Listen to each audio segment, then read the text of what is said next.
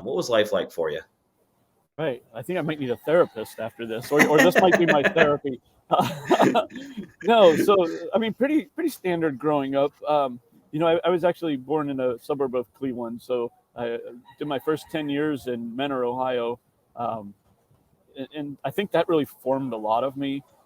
We lived on a street, we always call it the Melshore Gang, because the camaraderie and the friendships that were developed there on that street have lasted a lifetime, and I still communicate with them, with everyone that lived there. But we kind of got ripped away from that I was fifth grade. My father transferred to Columbus, or to Westerville, um, but to work for Bank One at the time, which was later got absorbed by Chase. I grew up with three sisters. I was the only boy, so I kind of had to fend for myself, even though they'll say I was the one that mom and dad went light on. I think I was just the good kid, and Yeah. they didn't like that. I remember one time they went on strike against me. Well, strike against boys, but I was the only boy, so they went Yeah. on they went on strike and made signs and everything. And strike against boys. I didn't, they didn't know what striking was, but they were on strike against me for some reason. Yeah. Um, Um, that's awesome. It's so crazy how sometimes, small world it is. You grew up in Menor. My high school years, I went to Madison. oh yeah, nice. So I moved up to Madison. So I was there my freshman year through senior year, and then I came down here and went to Ohio State, and I just stayed. So it's just crazy. I get agents on here, and they're like, "Oh yeah, I'm from," because I moved around a little bit, growing Right, up, and like, I'm from Youngstown. Oh no way, like I'm from, so Menor. right. Yeah, the mall was the thing. Menor Mall. Absolutely. My father used to run a lot, and he would do what's called the Johnny Cake Jog. So it was down Johnny Yep. Cake Boulevard there. We used to go and watch as kids. We'd watch him do the races and stuff. So that was kind of Yeah. fun. Yeah. Did you get into, like, what were some of the hobbies and things for you growing up? Wait, before I tell you that, I got to tell you, I got lost at Menor Mall when I was a kid. Apparently, I got lost a lot, my mom tells me. But I remember the Menor Mall one specifically because uh, I lost them. I couldn't find out where they were. But the one thing I knew and I remembered was where the car was. So I just went and sat on the car. And some stranger brought me into the mall, and they made that announcement, "Hey, we found this kid." That's So funny. anyhow, but at Menor Mall. So there you go. That's hilarious.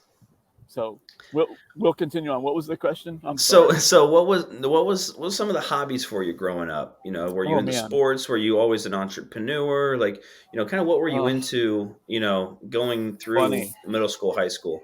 Oh man. Uh, hmm. So elementary school, I was the playground football player. That was it. All about football on the playgrounds, and then dirt biking in the evenings or after school. We'd go out and play dirt bike. I went to Westerville. I lived in Westerville, so went to Point View Elementary. If you know where that's at, I don't know, but they had now it's all like baseball fields and stuff. But at the time, they Yeah. turned it into these awesome dirt bike tracks. So we would do that in like seventh grade. Got really into computers, but kind of on a dorky level. Commodore 64 was the big thing back then. I'm a little older, which is why I'm actually on vacation, because I celebrated my 50th birthday, so my wife Oh, brought there me. you go. So I'm a little bit older, and yeah, so Commodore 64, really dorked out on that for a while, um, and then I come maybe eighth grade, got really into skateboarding. So I was a big skateboarder, and then became a snowboarder, um, Okay. which is where I kind of grew all my bonds with my buddies and stuff, and Sure. and actually introduced me to my first career, which was photography.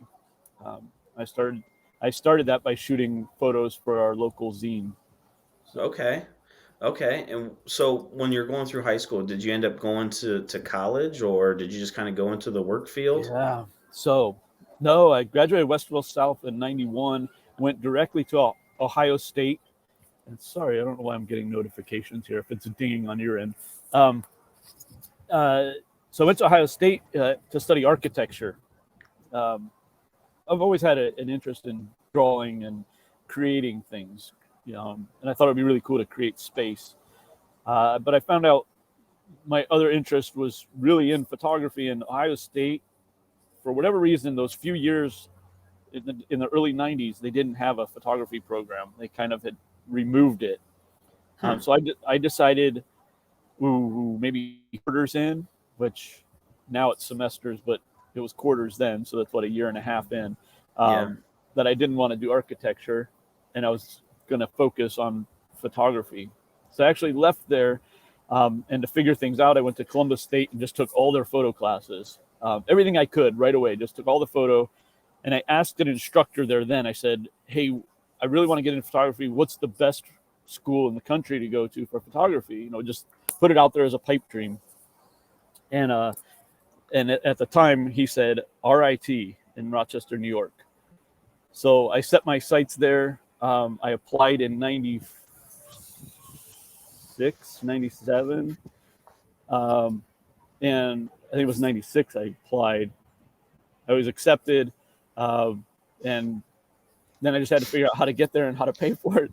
Uh, and I was transferring, even though I had all that education, I was transferring in really as a sophomore. They told me I'd have 3 years.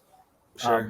But talking to the counselor and figuring things out, I was able to cut that down to 2 years. So I graduated from RIT with a degree in professional photography, professional Okay. photographic illustration to be specific.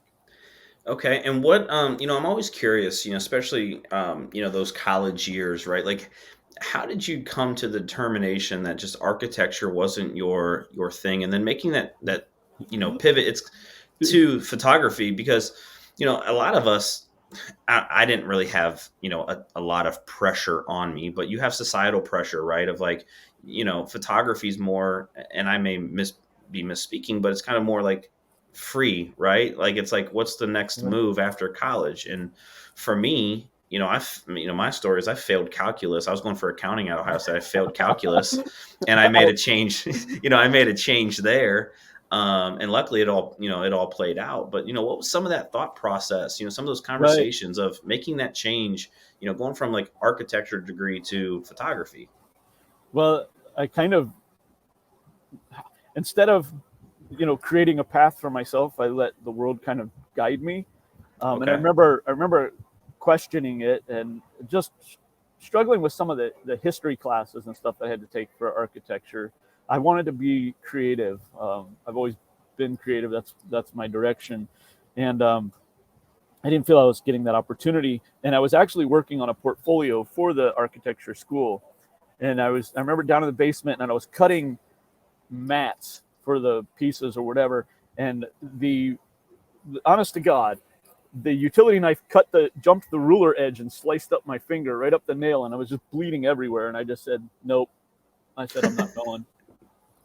It was a decision like that. It wasn't right. So Yeah. the universe was telling me, hey, this isn't what you're supposed to be doing. No, that's awesome. I'm always so curious about that because I had to make that decision, my own, and just again, I'm sure we'll definitely be getting into it, the path to real estate and the other decisions that get to that point. And Right. so you go to RIT, Uh-huh. right? And you ended up graduating. What was kind of the next couple steps for you in that career path? God, I was really lucky because they say in art degrees you don't really come out and have any kind of career. I think even in architecture, they were telling us if you got a job at $6.50 an hour coming out of school, you were doing well. Hmm. And in photography, they would tell us that, hey, if you're doing weddings, you're the only ones that are going to survive. And I don't do weddings, and I never have and never would. But one thing they did teach us is how to reach out to local photographers and become assistants to them, and learn the ways from them. And that's what I Hmm. did. Uh, you know, a part of our senior class was doing that, to reach out to them, send them promo pieces we had to create, and then turn it all in back into the professor, for them to review. And I just happened to get lucky. A couple photographers picked me up really quick on a freelance assisting, uh, but very uh, frequently used. And one of them was a photographer in town that actually graduated from RIT about 23 years prior to me. Wow. So he gave me a shot right in the early days. So. Yeah, and what was some of the things that, some of those projects, and did they pay, or was it just all voluntary? Yeah, no, I never worked for free. They always paid. I had a day rate. I ran my own business as a freelance assistant. Charging, I don't know, back then maybe $150 a day or something. Enough when I come out of college. Right around 99, 2000. So it was enough, but um, definitely could have been better. And I got really lucky because I was only a year into it, and I was hired as basically a first shooter for a gentleman who owned a studio there in Columbus. So Okay. it didn't take me long to make that transition. And were you just kind of doing more like portraits or lifestyle shoots, or were you kind of just what Mhm. what kind of the stuff were you So, capturing with the camera? yeah, so the first stuff that I did, the first guy I was working for, he had the uh, contract to shoot all of Schottenstein's Value City Okay. stuff. So I would shoot. I used to tease. I had a whole portfolio of vacuums because I would shoot so many vacuums. But it was a lot of products, so a lot of shoes, a lot of vacuums, a lot of clothing, and then got onto the on figure fashion stuff. And Suzanne Horner, if she's watching this, she was one of the first ones that I actually shot as a model. Oh Uh, wow. so there you go. Wow. We've known each other a long time. Talk about small world, right? Right. Absolutely. Yep. We always are excited when we get to talk to one another real estate wise. So.